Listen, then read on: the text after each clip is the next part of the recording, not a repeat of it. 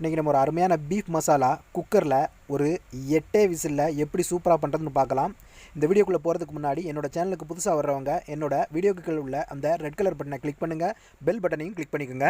இப்போ பார்த்தீங்கன்னா ஒரு 1 கிலோ ஃப்ரெஷ் பீஃப் எடுத்து அழகாக கட் பண்ணி நல்லா க்ளீன் பண்ணி ஒரு 5 டைம்ஸ் க்ளீன் பண்ணி ரெடி பண்ணி வச்சுருக்கிறோம்.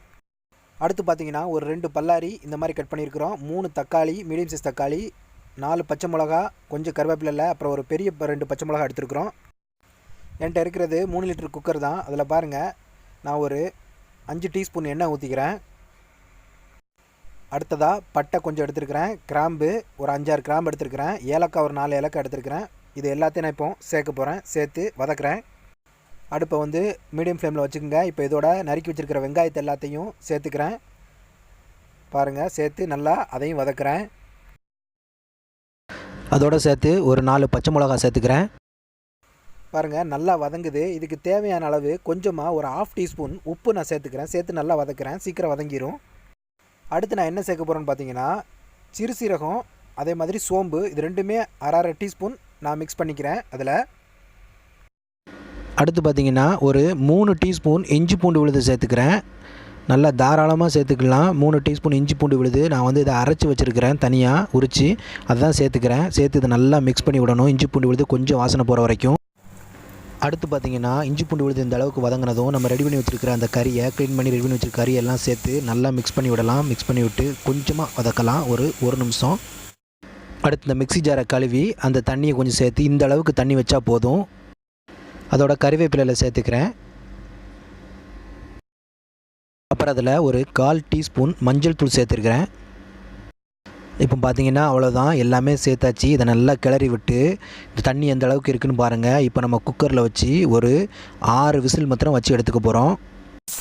இப்படியே இந்த மாதிரி ஒரு 6 விசில் நம்ம போட்டு எடுத்துக்கலாம்.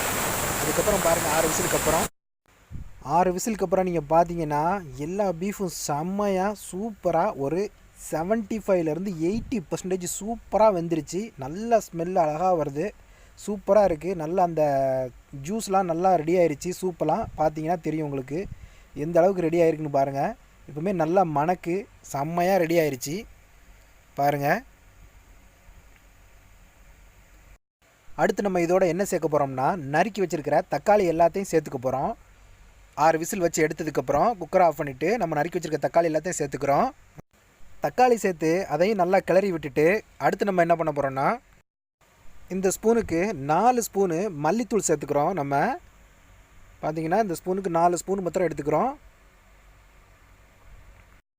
அப்புறம் ஒரு 2 ஸ்பூனு ரெட் சில்லி பவுடர், அதாவது மிளகாய் தூள் சேர்த்துக்கிறோம். 2 ஸ்பூன் அதே ஸ்பூனுக்கு. அப்புறம் 1 ஸ்பூனு கரம் மசாலா தூள் சேர்த்துக்கிறோம். அப்புறம் அதே ஸ்பூனுக்கு 1 ஸ்பூனு ஜீரகத்தூள் சேர்த்துக்கிறோம். அவ்வளோதான். அப்புறம் நான் இதோட சேர்த்து ஒரு 2 மீடியம் சைஸ் உருளைக்கிழங்கு எடுத்துருக்கிறேன். நல்லா டேஸ்ட்டாக இருக்கும். அதையும் நான் நறுக்கி வச்சுருக்கேன். அதையும் சேர்த்து எல்லாம் சேர்த்து நல்லா மிக்ஸ் பண்ணிக்கிறேன். குக்கரில் போட்டு பாருங்கள் எப்படி மிக்ஸ் பண்ணி விட்றேன்னு சொல்லிவிட்டு. அடுத்து கொஞ்சமாக தண்ணி சேர்க்க போகிறேன். இது எந்த அளவுக்கு தண்ணி சேர்க்குறேன்னு பார்த்துக்கிடுங்க. ஒரு 100 ml மேக்ஸிமம் 150 ml தான் தண்ணி இருக்கும். அந்த அளவுக்கு அதை முங்குற அளவுக்கு மாத்திரம் தண்ணி சேர்த்துக்கணும். சேர்த்து நான் அடுத்து ஒரு 2 விசில் வச்சு எடுக்க போகிறேன். பாருங்கள், அடுத்து ஒரு 2 விசில் வச்சதுக்கப்புறம் எப்படி இருக்குன்னு பாருங்கள்.